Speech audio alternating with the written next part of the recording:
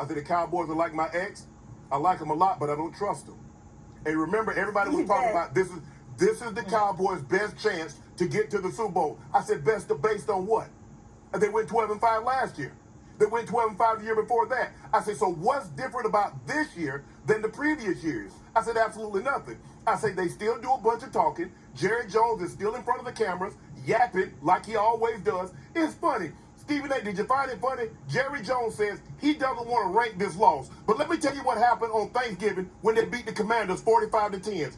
I don't know if I've had a day like this, and I'll include them all. I'll put Super Bowls in there. I don't know if I've ever had a better day with the Cowboys than today. But yesterday, he didn't want to rank it. But you wanted to rank a meaningless Thanksgiving Day game against the Commanders? I remember Michael Parsons, opening day, he said after beating the Giants, we're making the statement that I've been trying to make. We're the best defense in the National Football League. Really? I said, when you can't run the football consistently and you can't stop the run consistently, when you get to the playoffs, whatever your flaw is, it gets exacerbated. What couldn't the Cowboys do yesterday consistently? Run the football. What couldn't they do? Aaron Jones looked like Eric Dickerson running the football. He had 2 rush touchdowns all season long. He had 3 yesterday. 48-16. And Dak said, well, I got it going late. What you mean you got it going late? Bro, Dak number at 48-16, Dak was 24-39, 193, a touchdown with 2 picks.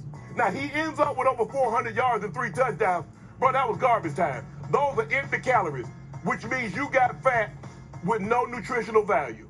I'm not surprised by this because I foretold this. When you look at the Cowboys and the way they play, when they play good teams, this is what normally happens. Unfortunately, in a situation like this, it happened to be the playoffs. With all these expectations, man, the greater the expectations, the greater the hurt.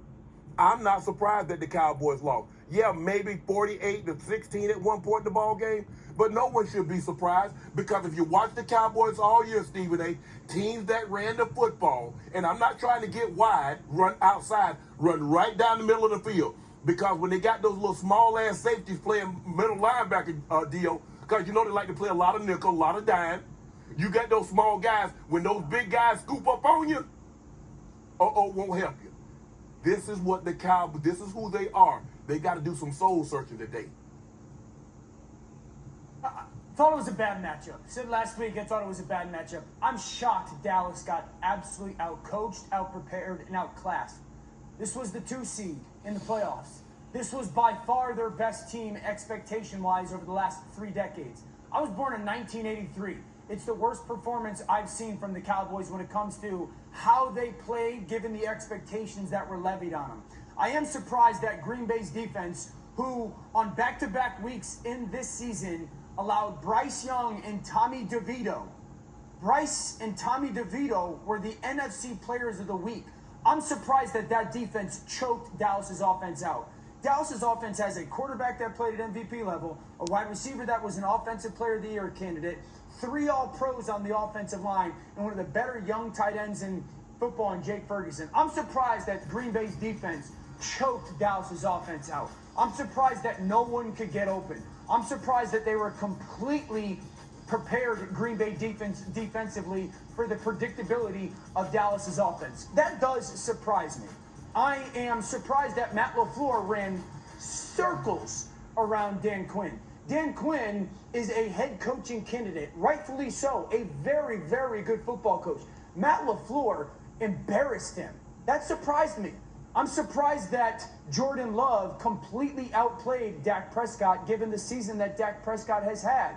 I thought it was a bad matchup. I said that everything that Green Bay does offensively, motion, put the quarterback under center, play action pass, go in 12 personnel. Shannon, you know, 1 back, 2 tight ends. I thought that would be a problem.